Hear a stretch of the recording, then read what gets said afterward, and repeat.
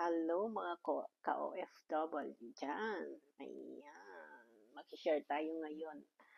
Ah, na nahuhulaan nyo ba kung ano yung i-share natin ngayon kasi hinahawakan ko ang aking buhok.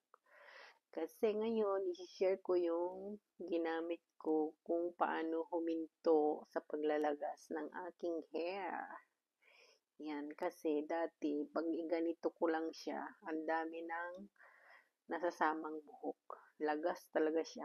Nung kababalik ko lang galing bakasyon sa Pinas, pagbalik ko dito, as in, naglagas talaga yung buhok ko.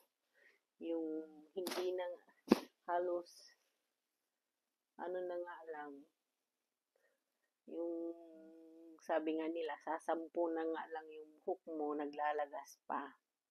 So, nag-worried talaga ako noon kung anong gagawin ko. Ang dami kong sinubukan na shampoo. Hindi ko na nga sinashampoo kasi naglalagas talaga. Pero ngayon guys, i-share ko kung ano yung ginamit ko para mapahinto ang aking buhok na naglalagas. Lalong-lalo na sa mga ka-OFW na nandito sa Middle East. Kasi ang tubig daw dito sa Middle East is galing daw sa dagat at purified daw lang nila. So, yun ko kung totoo kasi yun naman ang sabi-sabi.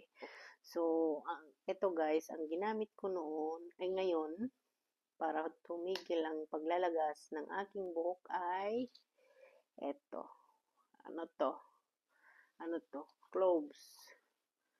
Cloves guys, yung ginamit ko. Nilagay ko sa shampoo ko ng mga 10 to 15 pieces. Nilagay ko sa shampoo ko. Hinalo ko siya. So, tuwing gagamitin ko, inaalog ko muna. Then, i-shampoo ko na sa aking buhok. So, yun lang guys, ang ating mai-share ngayon. Cloves.